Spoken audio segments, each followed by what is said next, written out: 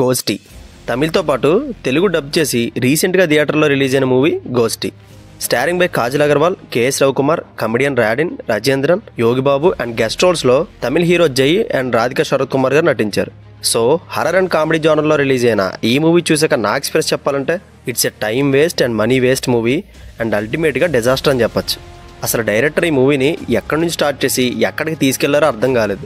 Story ఇది అని చెప్పడానికి కూడా అసలు ఏమీ లేదు. మూవీలో ఏదేదో జరిగిపోతుంటుంది. ఫర్ ఎగ్జాంపుల్, ఒక స్టోరీ రన్ అవుతుంటుంది అండ్ దానికి ఒక కంక్లూజన్ రాకుండానే మధ్యలో ఇంకో క్యారెక్టర్ని ఇన్వాల్వ్ చేసి దీన్ని గాలికి వదిలేస్తారు. అండ్ స్టోరీలో ఇన్ని డీవియేషన్స్ ఉంటే థియేటర్లో ఎలా ఉండాలనిపిస్తుంది. Coming to the details, IPS officer Aarthi jail నుంచి తప్పించుకున్న దాస్ అనే రౌడీని పట్టుకోవడానికి ప్రయత్నిస్తూ ఉంటుంది. అండ్ ఈ ప్రాసెస్లో ఒక ర్యాండమ్ పర్సన్ షూట్ చేస్తుంది. అండ్ అన్ఎక్స్పెక్టెడ్గా జరిగిన ఈ షూట్అవుట్ వలన పర్సనల్గా అండ్ ప్రొఫెషనల్గా ఆర్తి ఎలాంటి సర్కమ్స్టాన్సెస్ ఫేస్ చేయాల్సి వచ్చింది అనేదే rest of the story. And mainly movie base అయింది హర్రర్ అండ్ కామెడీ జానర్ మీద.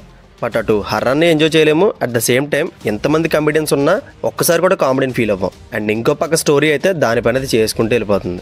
అండ్ ఎంత సెన్స్లెస్గా స్క్రీన్ ప్లే ఉంటుందంటే ఆడియన్స్ పేషెన్సీని టెస్ట్ చేసే విధంగా భలే రాసుకున్నారు. అండ్ మూవీ విషయానికి వస్తే మూవీలో ఫస్ట్ నుంచి క్లైమాక్స్ వరకు కేఎస్ రవికుమార్ గారి క్యారెక్టర్ చాలా ఇంపార్టెంట్ రోల్ అన్నట్టు చెప్తుంటారు. కానీ అసలు ఆ క్యారెక్టర్కి ఒక స్టార్టింగ్ ఉండదు, ఒక ఎండింగ్ ఉండదు. మళ్ళీ ఆ క్యారెక్టర్ని పట్టుకోవడానికి ఐపీఎస్ ఆఫీసర్ ఆర్తి క్లైమాక్స్ వరకు తిరుగుతూనే ఉంటుంది. అండ్ ఇదే ఇరిటేషన్గా ఉంటుందంటే ఇంకో పక్క స్టోరీలో ఇంక్లూడ్ అవ్వని క్యారెక్టర్స్ యోగిబాబు అండ్ గుండోడ్ క్యారెక్టర్ చేసిన రాజేంద్రన్ వాళ్ళ అవుట్డేటెడ్ కామెడీతో పెచ్చ బోర్ కొట్టించారు. అండ్ ఎన్ని నెగిటివ్స్లో ఒక పాజిటివ్ చెప్పాలంటే అండ్ ఇందులో గెస్ట్ రోల్ చేసిన హీరో జై అండ్ తన డాటర్ బాండింగ్ మూవీలో ఉన్న 10 minutes అయినా కొంచెం ఎమోషనల్గా ఉంటుంది, రైట్?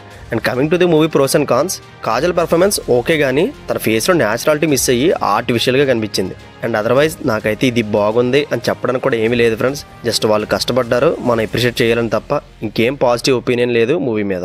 సో అంతే ఫ్రెండ్స్, కాజల్ లీడ్ రోల్ చేసిన ఈ గోస్టీ మూవీ మీద నా ఒపీనియన్. చూడమని నేను అసలు సజెస్ట్ చేయను, అయినా నేను చూసేస్తా కాజల్ డైహార్డ్ ఫ్యాన్ ఎక్కడ అని అంటే మాత్రం వెంటనే చూసేయండి, ఓకే? అండ్ ఈ వీడియో కనుక మీకు నచ్చితే ప్లీజ్ లైక్ చేయండి. అండ్ ఇలాంటి వీడియోలు మరి ఎన్నో కావాలంటే please subscribe my channel. Thank you.